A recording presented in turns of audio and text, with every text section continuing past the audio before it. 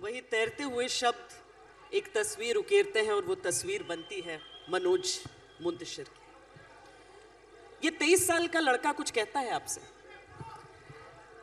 श्वेता, ये 23 साल का लड़का मुझसे कुछ नहीं कहता, क्योंकि ये 23 साल का लड़का मैं ही हूं।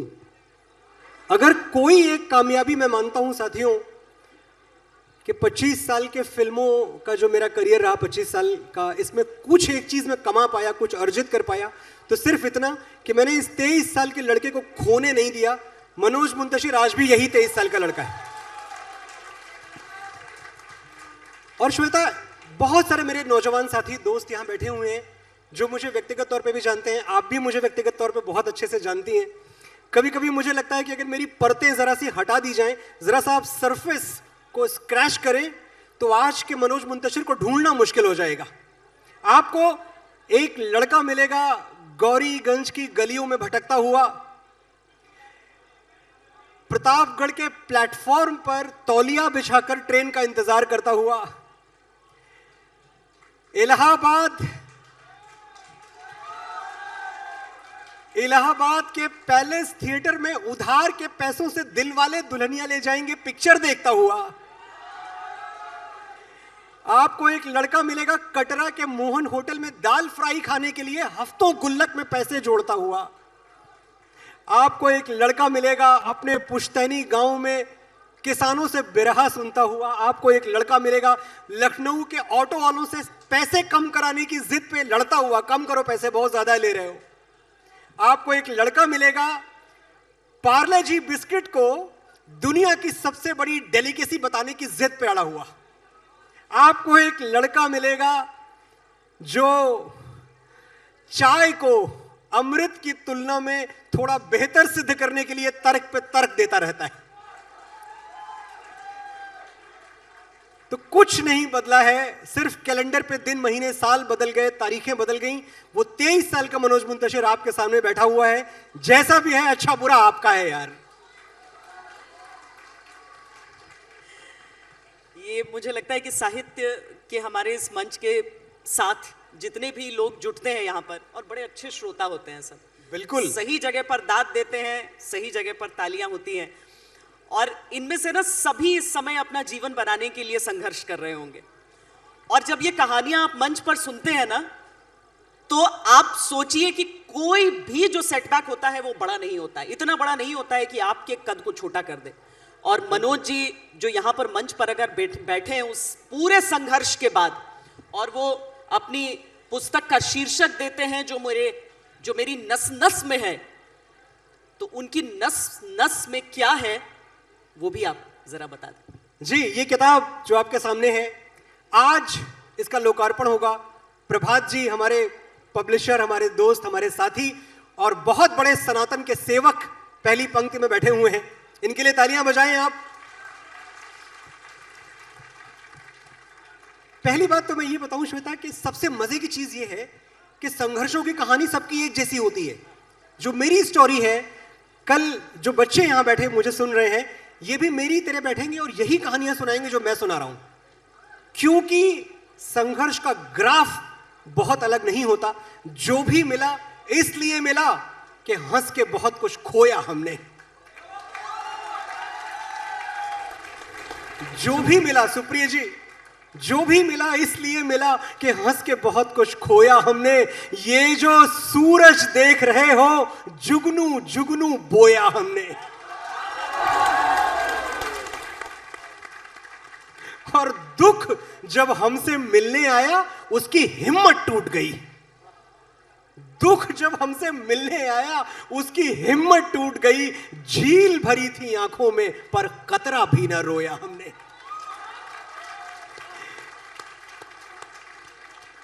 श्वेता जी ने पूछा साथियों कि जो मेरी नस नस में है, तो मनोज मुंतशिर की नस नस में क्या है। मुझे आदरणीय अमृता प्रीतम जी याद आती हैं। अमृता प्रीतम जी कहा करती थी कि मेरी जीवन गाथा इतनी छोटी है कि एक स्टैम्प पेपर पे वो जो रसीदी टिकट होता है, रसीदी टिकट के पीछे पूरी कहानी लिखी जा सकती है। मैं समझता हूं कि लाखों करोड़ों अक्षरों से, शब्दों से भरे हुए मेरे जीवन को अगर परिभाषित किया जाए तो सिर्फ 3 शब्द काफी हैं: मां, मातृभूमि, और मोहब्बत। तो इस किताब में माँ है, इस किताब में मातृभूमि है, इस किताब में मोहब्बत है, और मेरी वो हजारों जागती हुई रातें हैं जो इस किताब के साथ आज मैं आपके हवाले कर दूंगा। मुझे याद है कि पिछली बार भी आपने अपनी जो पहली पुस्तक को समर्पित किया था सभी लोगों को, यही किया था, यही किया था साहित्य आज तक के मंच जी। पर। अभी कैसी चल रही है जिंदगी आपकी? आप फिर से पूछे ये सवाल। अंदाज वही रखूं या जैसा मन कहे। अब तो मैं, जब मुझसे सवाल पूछे जाते हैं तो मेरे पास ये हक भी नहीं बचा कि मैं उनकी टोन बता पाऊं किसी को कि इस टोन में पूछिए।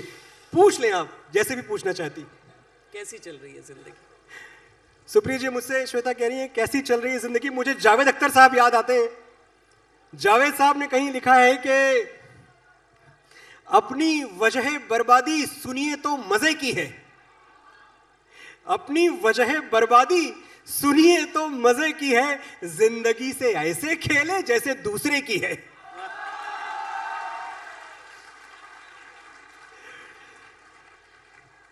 तो जिंदगी ठीक ही चल रही है ये कह सकता हूं। बहुत कुछ सीखा, बहुत कुछ समझा, बहुत कुछ जाना। बहुत सारे ऐसे अजनबी थे जो आज दोस्त लगते हैं, बहुत सारे दोस्त थे जो अजनबी हो गए वक्त के साथ। पर यह भी अच्छा हुआ, इसमें कुछ गलत नहीं है। एक जरा सी बात पर बरसों के याराने गए, एक जरा सी बात पर बरसों के याराने गए, ये भी चलो अच्छा हुआ कुछ लोग पहचाने गए।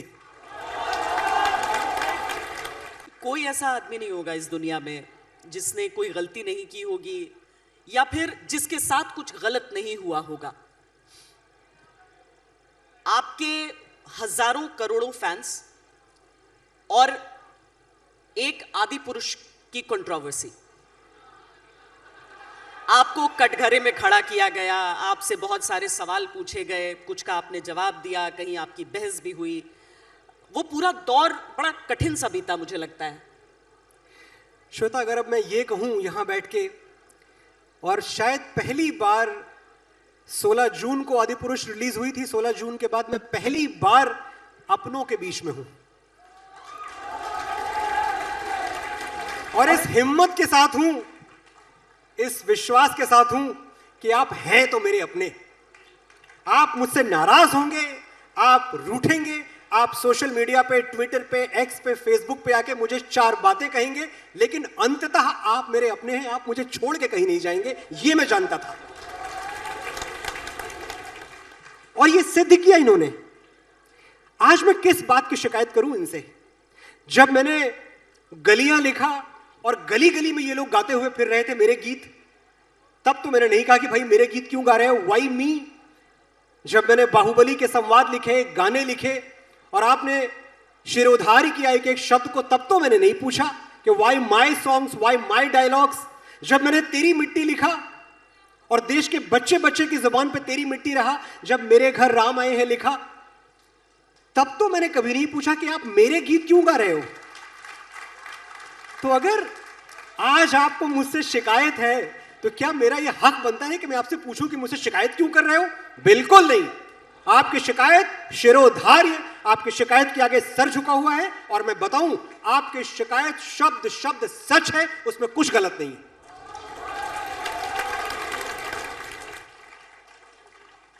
तुम्ही से रूठे तुम्ही से माने जैसे शब्द लिखने वाले मनोज मुंतशिर से ये गलती कैसे हुई? श्वेता, गलती का एक बड़ी मजे की बात है। गलती जब हो रही होती है तो पता नहीं चलता कि गलती हो रही है। गलती हमेशा रेट्रोस्पेक्ट में दिखाई पड़ती है कि अरे गलती हो गई। अगर गलती करने के दौरान पता चल जाए कि आप कुछ गलत कर रहे हैं तो आप वो गलती क्यों करेंगे? लेकिन मैं एक बात और बता दूं आपको, दिल्ली का जो AQI है, एयर क्वालिटी इंडेक्स, वो आज हाई है, लेकिन दिल्ली का IQ हमेशा से हाई रहा है। तो जो लोग इस वक्त यहां बैठे हुए हैं ये बहुत अच्छी तरह समझते हैं कि गलती सिर्फ एक पन्ना है और रिश्ता पूरी किताब है। अगर किसी पन्ने पे स्याही गिर जाए, दाग लग जाए, तो वो पन्ना फाड़ के फेंक दो, पूरी किताब मत फेंको। इतनी समझदारी सब में है। सारी गलती आपने क्यों स्वीकार कर ली? मैं समझती हूँ कि जब भी फिल्में बनती होंगी बहुत सारे लोगों का पूरा उसमें रोल रहता होगा, कोई एक इंडिविजुअल, एक खांचा नहीं होता है जिगसॉ पजल का एक टुकड़ा, पर गलती आपने सारी ली क्यों? सारी गलती मैंने क्यों स्वीकार कर ली, ये आपने मुझे बताया नहीं कि आप मुझे इस इलाके में लेके जाएंगी, लेकिन वो सरफिरी हवा थी, संभलना पड़ा मुझे। वो सरफिरी हवा थी, संभलना पड़ा मुझे। मैं आखिरी चिराग था, जलना पड़ा मुझे।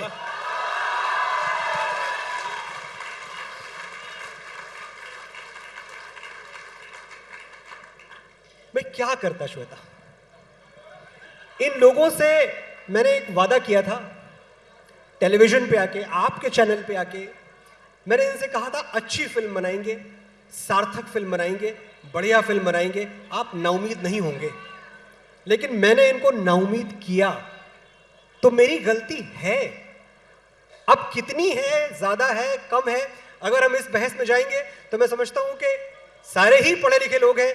आपके इंटेलिजेंस क्वेश्चन पे बात मैं अभी कर चुका हूं। ये आप भी जानते हैं कि एक संवाद लेखक का, एक गीत लेखक का किसी फिल्म के निर्माण में कितना योगदान हो सकता है, कहां तक उसका से हो सकता है, कहां तक जाके वो किसी का हाथ पकड़ सकता है, कहां तक वो फिल्म की स्क्रिप्ट बदल सकता है, कहां तक सीन्स बदल सकता है। सबकी लिमिटेशंस हैं, सबकी सीमाएं हैं। लेकिन अब ये सच है कि वादा आपसे मैंने किया था, आपके कटघरे में मैं खड़ा हूं, और आज आपसे एक और वादा करके जा रहा हूं कि मैं आपके ही आशीर्वाद से, आपके ही विश्वास पे भगवान श्री राम पे लिखता रहूंगा, उनका गुणगान करता रहूंगा। जय श्री राम, जय जय श्री राम। मुझे बहुत खुशी होती है भाइयों, आप जैसे लोग हैं, आप इतने जागरूक हैं, आपके अंदर क्षमाशीलता इतनी है कि आपने जून में मुझसे इतनी शिकायतें की, मुझसे इतनी नाराजगी थी आपको, और दिवाली आपने मेरे गाने पे मनाई है। राम आएंगे पे दिवाली मनाई आपने, मेरे घर राम आए हैं पे दिवाली मनाई आपने, जय श्री राम पे दिवाली मनाई आपने, राम सिया राम पे दिवाली मनाई आपने। सारे गीत मेरे लिखे हुए थे। मैं जितना कृतज्ञता ज्ञापन करूं आपको यहां बैठ के, उतना कम होगा मेरे लिए। मनोज जी, हम गीत के रूप में तो उसको सुनते हैं, लेकिन चूंकि आपने उसे रचा है, इसीलिए मैं चाहूंगी कि आज हमने इतनी बात कर ली है आदि पुरुष पर, आप उसके बाद से सार्वजनिक मंच पर नहीं आए थे, पर ये जो वो ना, उस पूरी कंट्रोवर्सी के बीच भी उन गीतों से कोई खुद को दूर नहीं कर पाया था। तो यही तो मैं कह रहा हूं, यही तो इनकी सच्चाई है। हमें पढ़कर सुनाइए वो हमें। जहां कमी थी वहां इन्होंने फ्लैग किया कि मनोज मुंतशिर तुमने यहां गलत लिखा, और जहां अच्छा था इन्होंने शिरोधार्य किया कि मनोज यहां तुमने अच्छा लिखा। एक गुजारिश मैं आपसे जरूर करूंगा कि जिन संवादों पे आपको एतराज था वो एतराज के लायक थे, लेकिन कुछ संवाद ऐसे भी थे जो एक साहित्यकार के तौर पे मुझे लगता है कि उस आंधी में बह गए, आप तक पहुंचे नहीं, वो भी पहुंच जाने चाहिए थे। एक दो मोमेंट्स थे फिल्म में, मुझे याद आता है, जिनको लिखते हुए मेरे रोंगटे खड़े हुए थे। जहां मां सीता लंकेश से रावण से कहती है कि तेरी लंका में इतना सोना नहीं है रावण कि जानकी का प्रेम खरीद सके। यह है मेरी मां, आपकी मां, मां सीता का सतीत्व। जब भगवान श्री राम अंतिम युद्ध के पहले अपनी सेना को ललकारते हैं और कहते हैं कि आज मेरे लिए मत लड़ना, उस दिन के लिए लड़ना जब इतिहास में तुम्हारा नाम पढ़कर सम्मान से सर झुक जाएंगे। आज मेरे लिए मत लड़ना, उस दिन के लिए लड़ना जब भारतवर्ष की किसी बेटी पर हाथ डालने से पहले दुराचारी तुम्हारा पौरुष याद करके थर्रा उठेगा। आज मेरे लिए मत लड़ना, उस दिन के लिए लड़ना जब आज से हजारों वर्षों बाद माएं तुम्हारी कहानियां सुनाकर अपने बेटों को बड़ा करेंगी। मेरे लिए मत लड़ना, मर्यादा के लिए लड़ना। कुछ ऐसे मोमेंट्स भी थे फिल्म में। मैं जानता हूं आज 10 साल बाद सही, 20 साल बाद सही, कभी आप साहित्य के ऐसे ही किसी मंच पे आके मुझे गले लगाएंगे और कहेंगे मनोज 2-3 लाइनें तो तुमने अच्छी लिखी थी उस फिल्म में जो कहीं खो गई। मेरे लिए इतना काफी।